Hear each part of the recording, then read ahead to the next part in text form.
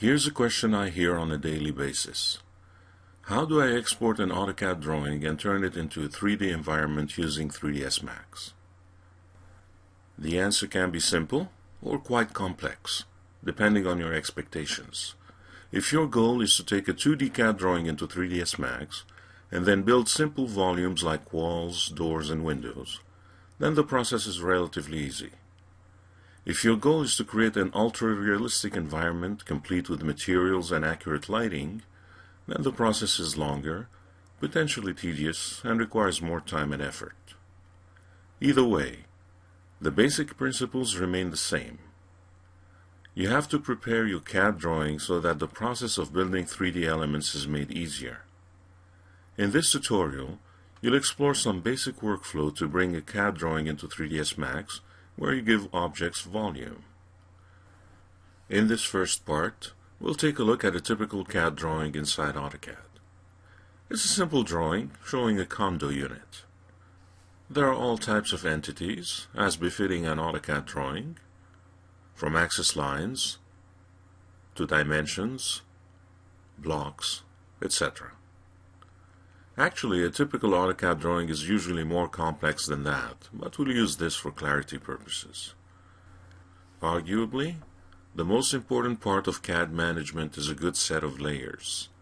You often come across AutoCAD users who do not realize the importance of a good layering system and often pay the price for their oversight. There are many layer standards to choose from. The most commonly used is that of the AIA, but there are others. You may not need one as elaborate as the AIA layer set. You may opt to create your own. It is not wrong to use a non-established layering standard, as long as you stick by it. This means you need to ensure you always draw the proper entities on the proper layers. This drawing has fewer than 20 layers, but you'll be adding a few in a moment. Typically, when you export a CAD drawing to 3ds Max, you are interested in the major components such as walls, doors, windows, and staircases, if any. Other entities such as axis lines, dimensions, even furniture and blocks are not a primary concern. Because of that, you can make the drawing easier to read by turning off layers you do not need to see. Notice that the white cut lines are on a layer named A Anno Miscellaneous. Keep that layer visible for now. Layer management is the first step in preparing your CAD drawing for export to 3ds Max. The next step involves your level of expertise in AutoCAD. Power users may opt to build their 3D components in AutoCAD directly, and then export these 3D entities to 3ds Max for material, rendering, and animation work. For the average AutoCAD user, though, the person who spends every waking moment working on 2D tech drawings, then it's often easier to do all 3D work in 3ds Max, as it excels in that area. You still can help a bit by creating polylines that 3ds Max can transform into 3D volumes.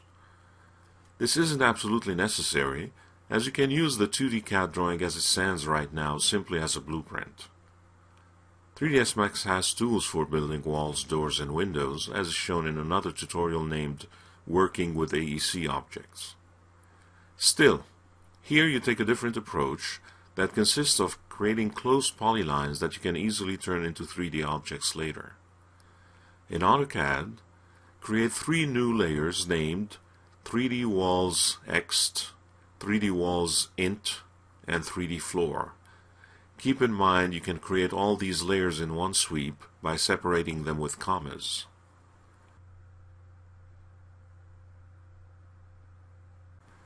Change their colors to something that suits you.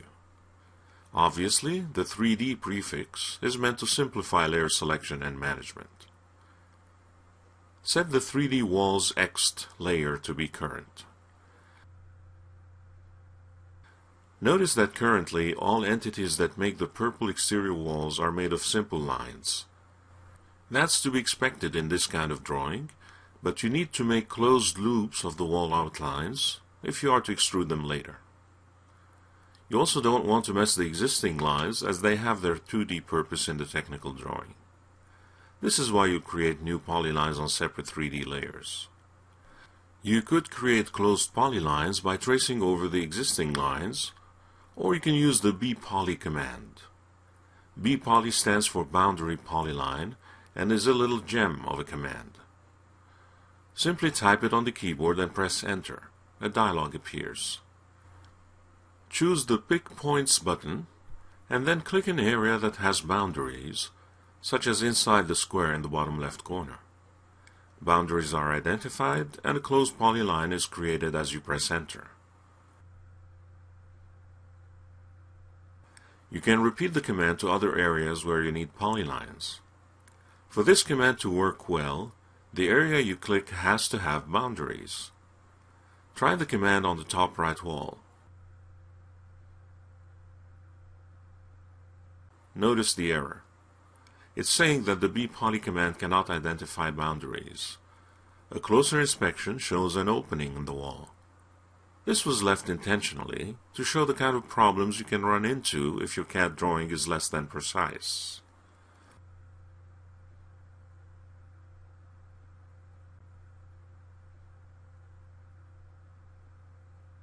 In the case of this other opening in the top left wall, you'd probably want to extend the wall to the cut line before using the bpoly command.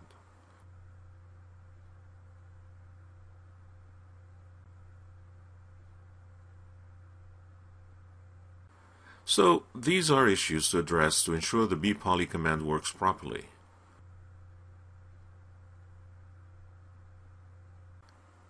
Set the 3D wall's int layer current and repeat the bpoly command on the interior walls.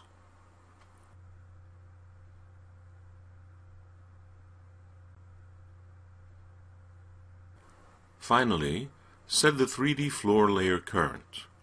Here you have no choice but creating a polyline the old-fashioned way by tracing over the 2D plan.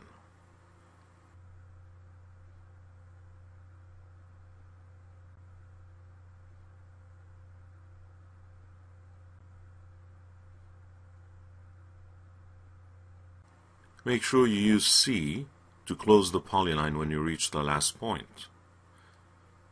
Actually, create one more layer named 3D balcony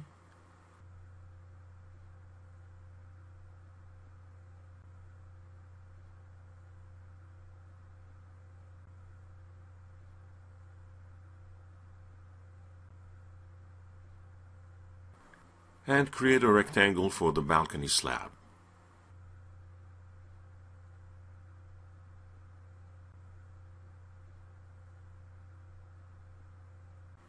Save your file under a different name, such as 3D Condo.